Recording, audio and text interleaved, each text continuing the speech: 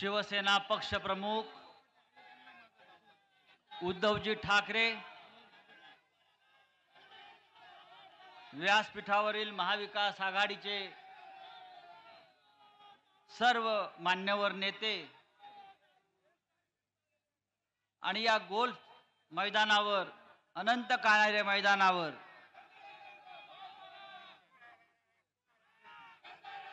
राजाभाऊ वाझे यांच्या विजयाची गॅरंटी देण्यासाठी जमलेले लाखो नाशिककर,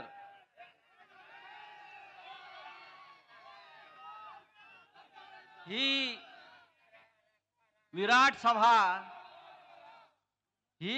सभा गॅरंटी देते राजाभाऊ वाजे 100% दिल्लीला जात आहेत आणि त्यांच्या समोर जे उमेदवार उभे आहेत त्यांना इथे पप्पी घ्यायला आपण ठेवून देऊ.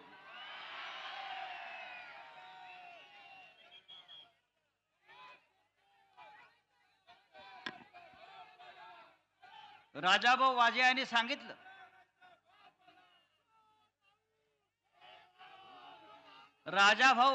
सांगितलं, की ते खासदार म्हणून कोणती कामं करणार आहेत. त्यांच्या समोर नाशिकच्या विकासाचं काय लक्ष्य आहे, काय दृष्टी आहे. गेल्या 10 वर्षात ज्यांना इथे आपण खासदारकीची संधी दिली त्यांनी काय केलं हा आजही आपला पुढे प्रश्न आहे. त्यांना 50 खोकी मिळाली, 100 खोकी मिळाली, अजून काय मिळालं हा त्यांचा प्रश्न आहे.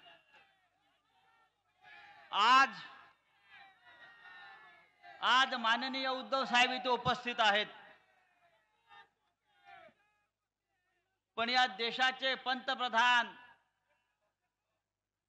मिस्टर फेकू आपण म्हणताय, मिस्टर फेकू हे सुद्धा नाशिकमध्ये होते. हे सुद्धा नाशिकला होते. निफाड तालुक्यातल्या पिंपळगावला गेले. भाड्याची माणसं तिथे आली. भाषण करता समोरून एक तरुण शेतकरी उठला आणि त्याने प्रश्न विचारला की प्रधानमंत्री जरा कांद्यावर बोला, कांद्याच्या प्रश्नावर बोला. शेतकऱ्यांचे जे हाल चालू आहेत कांदा निर्यात बंदीनंतर त्याच्यावर बोला. तेव्हा या देशाच्या पंतप्रधानानं त्याच्याकडे रागानं पाहिलं, डोळे वटारून पाहिलं आणि फक्त भारत माता की जय, जय श्रीराम असा घोषणा देऊन निघून गेले. अरे भारत माता ही का तुमची खासगी प्रॉपर्टी आहे? तो शेतकरी सुद्धा भारत मातेचाच लेकरू आहे. तो शेतकरी सुद्धा श्रीरामाचाच भक्त आहे. तुम्ही पंतप्रधान म्हणून या शेतकऱ्यांचे प्रश्न सोडवू शकत नसाल, कांदा उत्पादकांचे प्रश्न सोडवू शकत नसाल आणि फक्त थापा मारून निघून जात असाल तर या थापाड्याची या देशाला गरज नाही. 4 जून नंतर आपल्याला त्यांना घरी बसवायचं आहे. नरेंद्र मोदी येणार आणि त्यांना आमचे शिवसैनिक काही प्रश्न विचारतील म्हणून निफाड मधल्या आमच्या अनेक शिवसैनिकांना पोलिसांनी नजरबंद करून ठेवलं, अटका केल्या. नरेंद्र मोदी शिवसेनेला अशा प्रकारे घाबरतात, महाराष्ट्राला घाबरतात, शिवसैनिकांना घाबरतात. या देशात प्रचंड प्रमाणामध्ये बेरोजगारी, या देशाची अर्थव्यवस्था साफ कोलमडलेली आहे. तरी सुद्धा नरेंद्र मोदींना एक प्रकारची घमेंड आहे की माझ्याशिवाय या देशाला पर्याय नाही. मी म्हणजे देश, मी म्हणजे इंडिया, मी म्हणजे सर्व काही. ही घमेंड उतरवायची वेळ आता आलेली आहे. नव्या भारताचा नवा मंत्र मोदीने दिलेला आहे. आपल्याला सांगू इच्छितो, हा नवा मंत्र काय की या देशामध्ये कामधंदा मंदम, मंदी प्रचंडम, जिंदगी झंडम, फिर भी घमंडम. फिर भी घमंडम. अरे कसली घमेंड आली आहे तुम्हाला. या देशाची जनता तुम्हाला सत्तेवरून खाली खेचायला निघालेली आहे. आज नरेंद्र मोदी सकाळी पिंपळगावला होते, नंतर इथून ते मुंबईला कल्याणला गेले, कल्याणवरून ते मुंबईमध्ये आता रोड शो करतायत.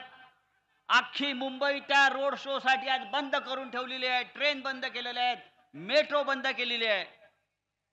गेल्या 1 महिन्यामध्ये मोदींनी महाराष्ट्रामध्ये 28 सभा घेतल्या आणि मुंबईमध्ये आज रोड शो घेत आहेत. शिवसेनेमुळे नरेंद्र मोदींना रस्त्यावर यावं लागलं, लक्षात घ्या.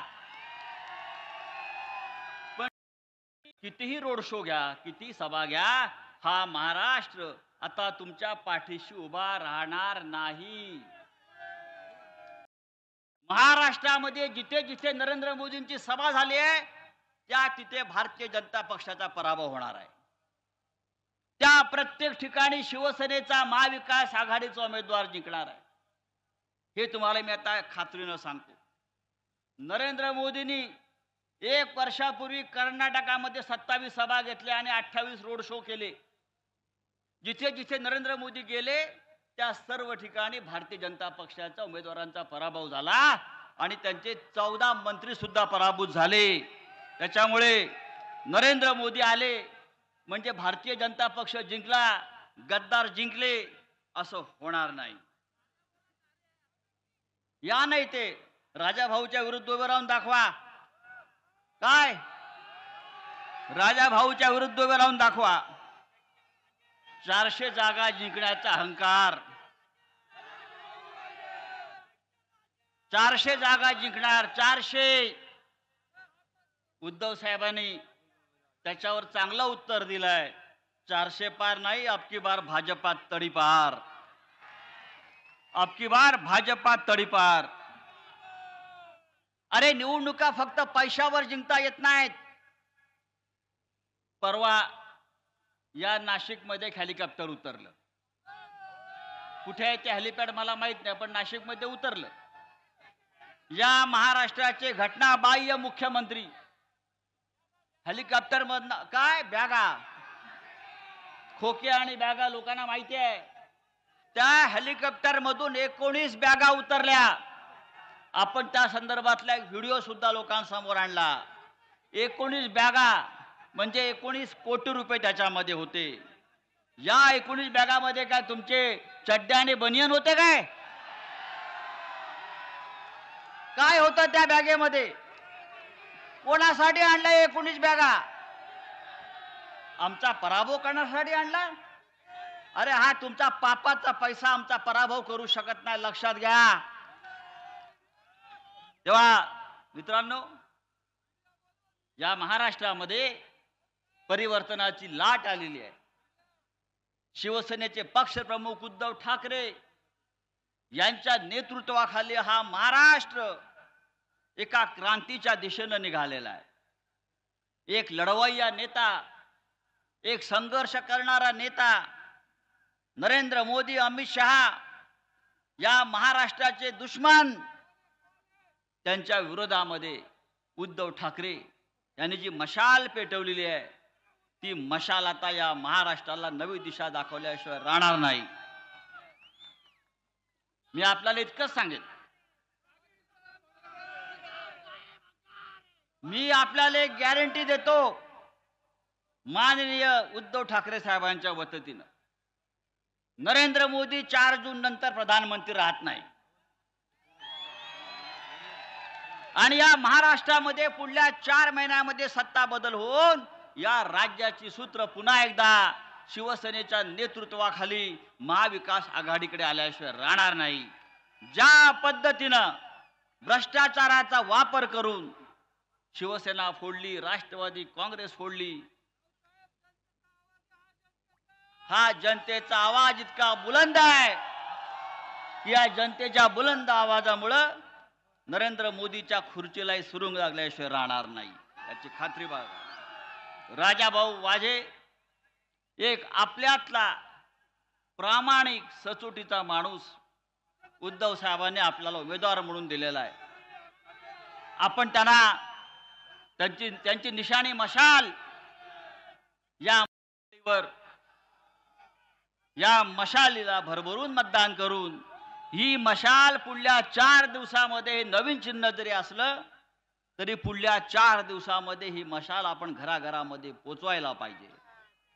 आणि आपल्याला दाखवायचं आहे, तुम्ही आमचा पक्ष काढून घेतलात, तुम्ही आमचं धनुष्यबाण चिन्ह काढून घेतलात, तुम्ही आमच्यावरती हल्ले केलेत, आघात केलेत, तुम्ही आम्हाला अपमानित केलं, तुम्ही महाराष्ट्राला अपमानित केलं, पण ही मशाल यापुढे महाराष्ट्राला उजळून टाकल्याशिवाय राहणार नाही. आणि हिंदू हृदय सम्राट शिवसेना प्रमुख बाळासाहेब ठाकरे यांची शिवसेना, ही शिवसेना जे नकली म्हणतायत, ही शिवसेना जे नकली म्हणतायत त्यांना आपण दाखवून द्यायचं आहे, हा विराट जनसागर नाशिकचा हा नकली नसून हा तुमच्या पराभवासाठी सज्ज झालेला रौद्र रूप धारण करणारी ही शक्ती आहे.